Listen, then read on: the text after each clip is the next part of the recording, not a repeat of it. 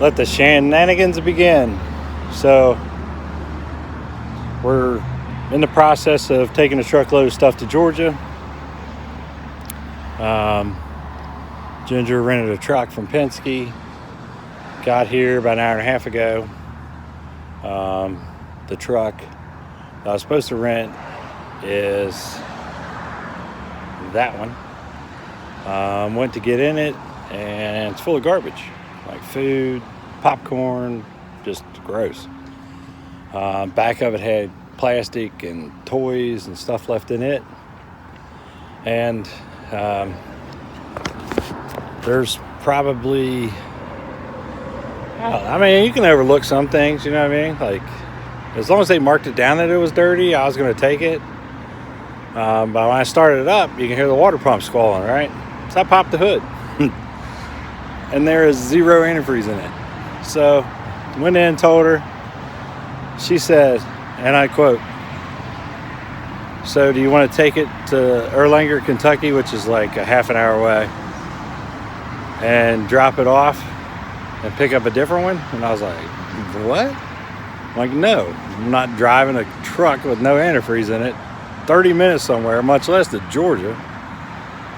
And so they're going to have the people at Erlanger drive it over here, drive a different vehicle over here, and pick this one up. And it gets better. She just come out and said, "I'm really sick. I'm on 4 antibiotics, and I'm going to have to go to the doctor. I'm going to have to go to the hospital. I'm leaving." What? So she locked the place up. She's leaving. I'm sitting here with a truck that I can't take nowhere, meeting somebody I don't know that's bringing a truck that I'm going to have to go over with a fine-tooth comb, believe me. And the truck that I was supposed to take, it's still got the key sitting in it over here unlocked. So I'm making this video for the, cover my butt video, I guess you could call it. And I'm just hoping that it all works out, I mean, it's only going to put us like 3 hours behind, which is just 3 more hours of sleep we ain't getting after we get it loaded. But Ginger's at home, packing our food. And hopefully by this time tomorrow, we're in Georgia with a loaded truck. And we have a meeting with the contractor. I hope it really goes good. See you.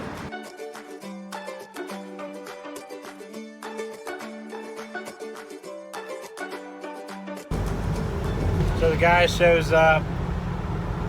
Beautiful truck. I mean, this thing is beautiful. Ford. It's like an E350. Big motor in it. 13,000 miles on it. Digital dash. UCB ports, or USB ports, I should say. And it's a 16-footer. So he's like, "Here's the keys, buddy. You're all set." I'm like, "I don't have to sign nothing?" He's like, "No." I said, "You don't want to check the mileage?" "No." So I don't have to do anything. And I mean, this smells like a lemon factory in here. It's so clean. So shenanigan number 1 on this trip is hopefully behind us. We're going to be taking a lot more stuff because we got a lot more trucks. So details to follow.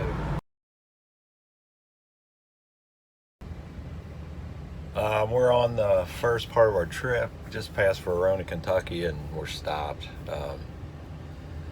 There's been a pretty bad accident up here, I would assume. We're only 1,000 feet or so from it, and it's probably going to back up for miles. But anytime you roll up on these, your heart goes out for the people who don't have somebody coming home today. And the men and women who do their best to try to reverse that process. But I mean, I'll switch the camera around here, but you can see the skid mark where I'm sure somebody, we're in a construction zone and it goes down to 2 lanes. The left lane's on the berm, but you can see where, right here next to my truck, where the big truck hit its brakes, rode the guardrail, and then went into the ditch and probably overcorrected, so I'll switch it to here. See the skid mark right there? You can see where it got up on the guardrail. Skid mark goes down through here, goes off the lane over there.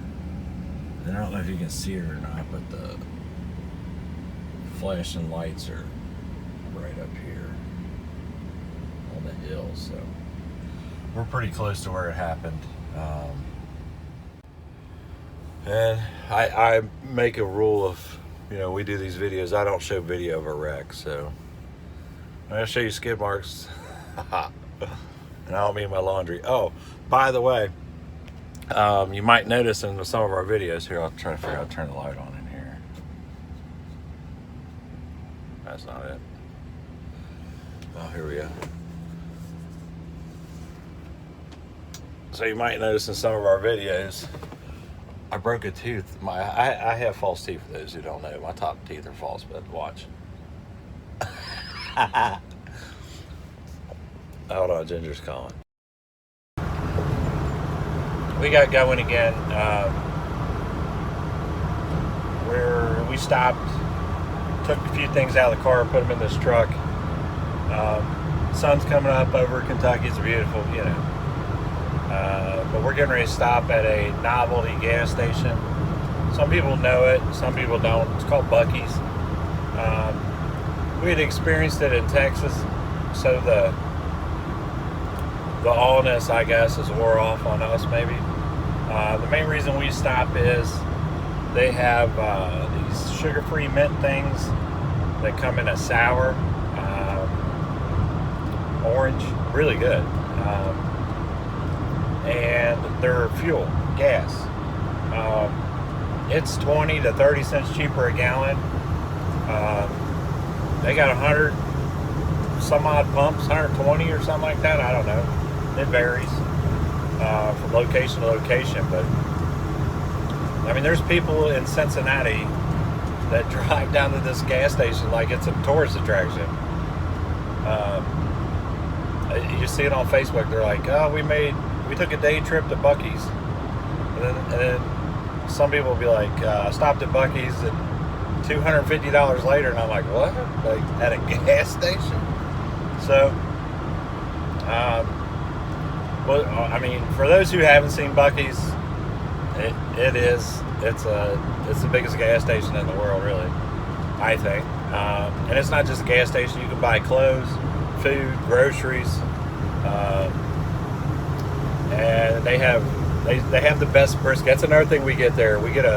Ginger and I will get a, you know, depending on the date or the time that we stop, we'll get a brisket sandwich, and they do brisket right. There ain't no doubt about that. It is good, and the sandwich is so big that we'll get one, and I think they call them beaver chips. It's not what you're thinking. It's like Sarasota chips or peanut oil fried potato slices. Not a potato chip. They're thicker than that. But they're really good too. And it's like, I don't know, $11 or something. And we share it. And we're pretty happy with that. It's a good sized sandwich. So we're getting ready to pull over into that area.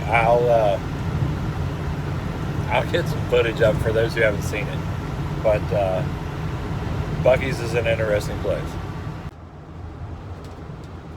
So I'm getting off here at the Richmond, Kentucky exit. That's where the Buc-ee's is. And their mascot is like it's a beaver with a red hat on. And normally they have this, it has to be 20-foot circle or so. It's a round yellow circle with that beaver's picture in it. And it's gone. So I assume they had really bad winds here a couple weeks ago, or a week ago or so. I would say it lost it then. So moral of the story was, it was so rough the beaver couldn't take it. Yeah, so every one of these Buc-ee's that I've been to in Georgia, Tennessee, and now in Kentucky, they all have their own exit lanes because of the volume of people that come into it. And this one right here, I'm telling you, it ain't busy right now. It's not. I mean, the fact that you can see the parking lot, like, you know, I don't know how well it's showing up, but normally it's packed. I mean, packed. And it's insane, the volume of traffic that makes it in and out of here. I have no idea how big their fuel tanks are, but at this particular one, I don't recall ever seeing a fuel truck here dumping. And with 100 and whatever pumps that it has, the fact that it can, you know, handle this many cars.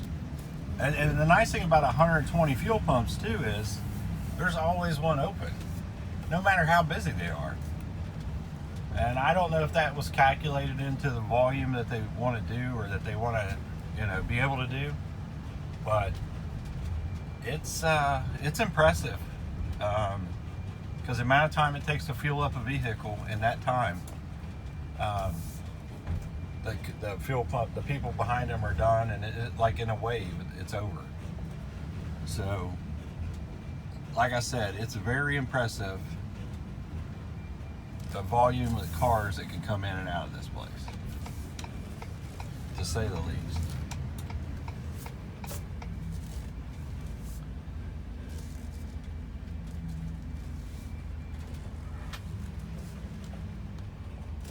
And then this lady, she's been following me all the way up and down the road. Oh, that's just her. Like I said earlier, like the reason why people stop here is twofold. Like there's people who go in there to shop, and you can buy, you know, a bag of ice, a small bag, bag of ice, small one's $1, large one's $2. And there's probably, you know, everything from deer corn to shoelaces in that place. And a lot of people have said, well, you know, they'll be like Walmart, they'll come in with these low prices, and then once they run all the other gas stations out, they'll raise their prices. Well, if that's what they're doing, they haven't done it in Texas yet, which they've been in Texas for a long time. But if you get a chance to watch the documentary on them, it's really cool. These two guys that run this place, they basically do it to give people jobs, and yeah, they make some money, but here's one of the things that definitely brings them in. I'll film it here. I'll switch the camera around. Hold on just a second. So here's what this is what they pay currently in 2023, and this is why these people are successful.